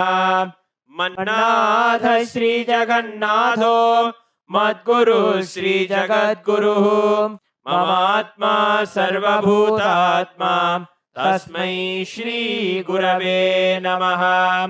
ईश्वरो गुरुरात्मेति मूर्तिभेदविभागिने व्योमवद्व्याप्तदेहाय दक्षिणामूर्तये नमः। नित्यानन्दं परमसुखदं केवलं ज्ञानमूर्तिं द्वन्द्वातीतं गगनसदृशं तत्त्वमस्यादिलक्ष्यम् एकं नित्यं विमलमचलं सर्वधी साक्षिभूतं भावातीतं त्रिगुणरहितं सद्गुरुं तं नमामि पुष्पाञ्जलिं समर्पयामि भगवच्छ्री नित्यानन्द परमशिव चरणकमलेभ्यो नमः ॐ नित्यानन्दम्. With this, we come to the end of the Guru Puja. We will now be beginning the Paramashiva Puja. Om Atmatattvam Shodhayami Swadha. Om Vidyatattvam Shodhayami Swadha. Om Shivatattvam Shodhayami Swadha. Om Ham Hridayaya Namaha. We will now be performing the Sakali Karanam. Please look at the Acharya. Om Ha Astraya Namaha Shaktaye Voshate. Om Ham Shivasanaya Namaha. Om Ham Shivamurtaye Namaha. Om Ham Satyojatamurtaye Namaha. Om Him Vamadeva Guhyaya Namaha. Om Hum Agora Hridayaya Namaha. Om Him Tatpurushavaktraya Namaha. Om Hum Ishanamurdhaya Namaha. Om Ham Hum Vidyadehaya Namaha. Om Hum Netrebhyo Namaha. Om Ham Hum Shivaya Namaha. Om Ham Hridayaya Namaha. Om Him Shirase Namaha. Om Hum Shikhaye Namaha. Om Haim Kavachaya Hum. Om Ha Astraya Namaha. Om Haim Kavachaya Hum. Om Ham Shivaya Voshate. Om Ham Hum Shivaya Namaha. Om Ham Shivasanaya Namaha. Om Ham Shivamurtaye Namaha. Om Ham Satyojatamurtaye Namaha. Om Him Vamadev Guhyaya Namaha. Om Hum Agora Hridayaya Namaha. Om Him Tatpurushavaktraya Namaha. Om Hum Ishanamurdhaya Namaha. Om Ham Hum Vidyadehaya Namaha. Om Hum Netrebhyo Namaha. Om Ham Hum Shivaya Namaha. Om Ham Hridayaya Namaha. Om Him Shirase Swaha. Om Hum Shikaye Voshate. Om Haim Kavachaya Hum. Om Ha Astraya Phate. Om Ha Astraya Hum Pate. Om Ha Astraya Phate. Om Ham Shivaya Voshate. Om Om Om Om Om Om Om. Om Ha Astraya Phate. Om Haim Kavachaya Hum. Om Ham Shivaya Doshate. Om Ham Shivasanaya Namaha. Lalate Tripundri Nitila Krita Kasturi Tilakaha. Spuranmaladhara Spuritakatikaupi Navasanaha. Dadhano Dustaram Shirasi Panirajam Shashikalam. Pradipash Sarvesham Arunagiri Yogi Vijayate. Induni Bhapanchamuka Hasta Dashayuktam. Shulamrikatankamasi Vajrama Bhayam Syat. Pashavaradankusha Manijwala Navame. Shvedakamalasana Sadashiva Swarupam. Om Ham Shivamurtaye Namaha. Om Ham Hum Shivaya Namaha. Shri Nithyanandeshwari Parashakti Sameta Shri Nithyanandeshwara Paramashivaya Namaha. Dhyayami Avahayami. Om Ham Shivaya Namaha. Iti Avahana Mudram Pradarshya. Sthapana Sannidhana Nishtura Mudram Pradarshya. Astraya Humphat Iti Kalakanthi Mudram Pradarshya. Om Ham Shivaya Namaha. Iti Linga Mudram. Namaskara Mudram. Om Haim Kavachaya Hum. Iti Avakunthana Mudram Cha Pradarshya. ॐ ह्रां शिवाय नमः श्री नित्यानन्देश्वरी पराशक्ति समेत श्री नित्यानन्देश्वर परमशिवाय नमः आसनं समर्पयामि. Now please take an udhrani of the water and show it to the bottom of the Shivalinga and offer it in the Padya Patram along with the mantra Om Ham Shivaya Namaha, Om Ham Shivaya Svadha, Om Ham Shivaya Svaha. Shri Nithyanandeshwari Parashakti Sameta Shri Nithyanandeshwara Paramashivaya Namaha Padyachamaryam Dattva. Om Ham Shivaya Namaha Shri Nithyanandeshwari Parashakti Sameta Shri Nithyanandeshwara Paramashivaya Namaha Snanam Samarpayami. Om Ham Shivaya Svadha Snananantramachamanan Samarpayami. Om Shivaya Namaha Shri Nithyanandeshwari Parashakti Sameta Shri Nithyanandeshwara Paramashivaya Namaha वस्त्रयज्ञोपवीत उत्तरी आभरणार्थमक्षतान् समर्पयामि. ॐ ह्रां शिवाय नमः श्री नित्यानन्देश्वरी पराशक्ति समेत श्री नित्यानन्देश्वर परमशिवाय नमः. गन्धान् धारयामि. गन्धस्योपरि हरिद्रा कुङ्कुमं समर्पयामि. ॐ भवाय देहाय नमः भवस्य देवस्य पत्न्यै नमः. ॐ शर्वाय देवाय नमः. ॐ शर्वस्य देवस्य पत्न्यै नमः. ॐ ईशानाय देवाय नमः. ॐ ईशानस्य देवस्य पत्न्यै नमः. ॐ अशुभते देवाय नमः. ॐ अशुभते देवस्य पत्न्यै नमः. ॐ रुद्राय देवाय नमः. ॐ रुद्रस्य देवस्य पत्न्यै नमः. ॐ उग्राय देवाय नमः. ॐ उग्रस्य देवस्य पत्न्यै नमः. ॐ भीमाय देवाय नमः. ॐ भीमस्य देवस्य पत्न्यै नमः. ॐ महतेर्देवाय नमः. ॐ महतोर्देवस्य पत्न्यै नमः. ॐ ह्रां शिवाय नमः श्री नित्यानन्देश्वरी पराशक्ति समेत श्री नित्यानन्देश्वर परमशिवाय नमः. अष्टपुष्पपूजां समर्पयामि. ॐ ह्रां शिवाय नमः श्री नित्यानन्देश्वरी पराशक्ति समेत श्री नित्यानन्देश्वर परमशिवाय नमः. बिल्वपत्रं समर्पयामि. Next is the offering of the dhupa. Sprinkle the samanyargya, the water from the panchapatram, onto the bell. Om Hastraya Namaha. Now sprinkle the water onto the dhupa stand, chanting the mantra Om Hastraya Phate. Now offer the flower on the incense sticks, chanting the mantra Om Ham Hridayaya Namaha. Om Ham Shivaya Namaha Shri Nithyanandeshwari Parashakti Sameta Shri Nithyanandeshwara Paramashivaya Namaha. Dhupam Aghrapayami. Om Ham Shivaya Svadha. Om Hastraya Pate. Om Ham Hridayaya Namaha. Om Ham Shivaya Namaha Shri Nithyanandeshwari Parashakti Sameta Shri Nithyanandeshwara Paramashivaya Namaha. Deepam Darshayami. Om Ham Shivaya Svadha. Om Hastraya Pate. Om Ham Hridayaya Namaha. Om Shivaya Namaha Shri Nithyanandeshwari Parashakti Sameta Shri Nithyanandeshwara Paramashivaya Namaha. Naivedyam Nivedayami. Om Shivaya Svadha. Om Shivaya Namaha Shri Nithyanandeshwari Parashakti Sameta Shri Nithyanandeshwara Paramashivaya Namaha. Tambulam Samarpayami. Om Hastraya Pate.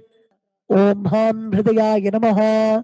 Now please take the arati plate in your hands and wave it towards the Shivalinga along with the mantra, and please ring the bell as you do so. Om Shivaya Namaha Shri Nithyanandeshwari Parashakti Sameta Shri Nithyanandeshwara Paramashivaya Namaha. Karpura Neerajanam Sandarishayami. Om Shivaya Svadha. The next offering is Pushpanjali. Om Shivaya Namaha Shri Nithyanandeshwari Parashakti Sameta Shri Nithyanandeshwara Paramashivaya Namaha. Pushpanjalim Samarpayami. The next offering is the Mula Mantra Japam. The chanting of the Mula Mantra. Please close your eyes. Chant the Mula Mantra given by Swamiji 11 times.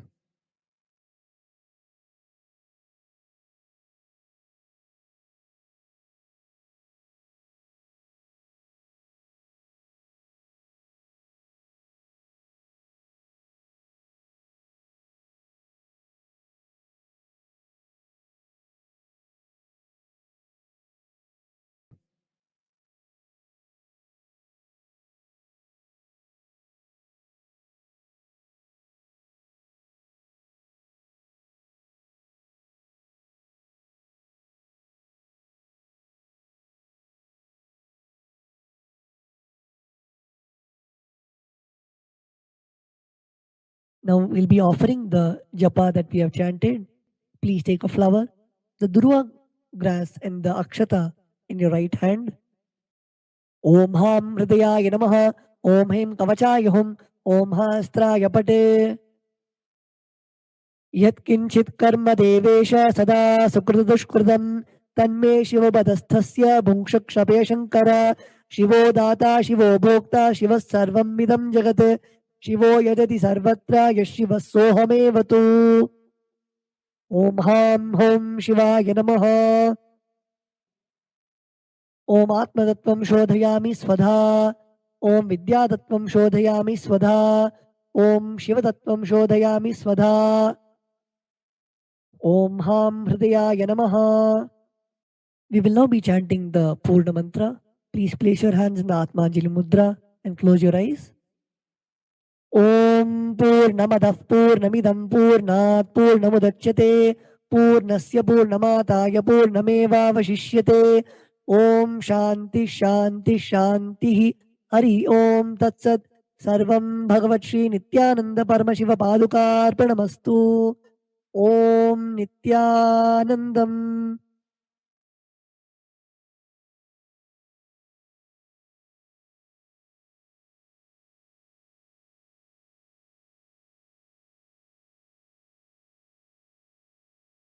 Nithyanandam, welcome to the Prathama Vinyasa Krama. We are going to perform the 108 asana sequence of KAILASA's Nithyananda Yoga. First, let us make sure we have all the components you need for the yoga practice. Have your yoga mat on the ground. Have your Panchapatra and Udani ready. 1 cup with a spoon with some water for the ritualistic cleansing. All the male bodies, please remove your upper cloth and apply the vibhuti on the 16 places over your body, as you can see on our acharyas. All the female bodies, you can apply it on your forehead. Wear the kumkum on your third eye, the Agnya chakra in between the eyebrows, and wear the Rudraksha mala around your neck. You can keep some weights at the side of the mat if you want to intensify the asana practice.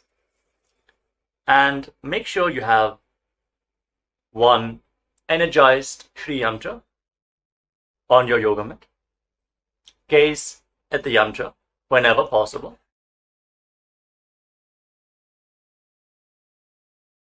To mirror the macrocosmic energies into your microcosmos. Let us all now settle down into a comfortable cross-legged position with your head, neck and spine in a straight line. Close your eyes, take a deep breath. Visualize Swamiji in your inner space as you bring your hands into Namaskara Mudra in front of your heart center as we open this session with the Satguru Vandanam.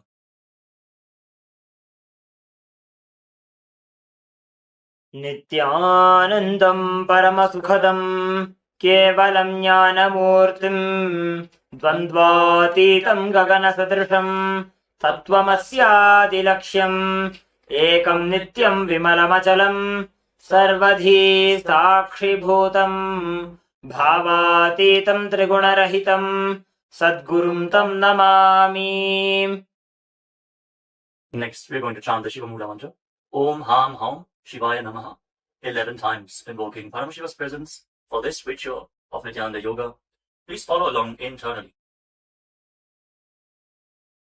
ॐ हां हौं शिवाय नमः ॐ हां हौं शिवाय नमः ॐ हां हौं शिवाय नमः ॐ हां हौं शिवाय नमः ॐ हां हौं शिवाय नमः ॐ हां हौं शिवाय नमः ॐ हां हौं शिवाय नमः ॐ हां हौं शिवाय नमः ॐ हां हौं शिवाय नमः ॐ हां हौं शिवाय नमः ॐ हां हौं शिवाय नमः.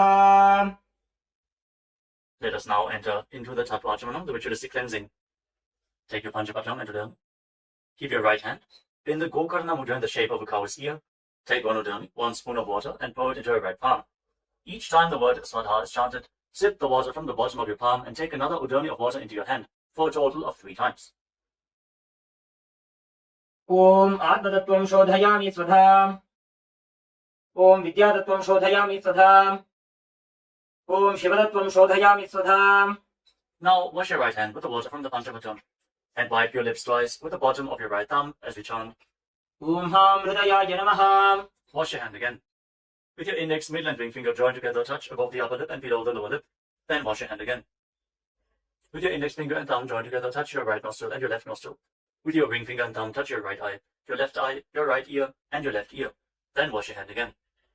With your little finger and thumb, touch your navel, your right chest, and your left chest. And with all the tips of the fingers joined together, touch the crown of your head, the right shoulder, the left shoulder, and your heart center. Wash your hand again. Now place your right hand over the left and place both your hands on the right thigh. Sit straight, close your eyes, and make a conscious resolution. What you want to manifest in today's Nithyananda Yoga session.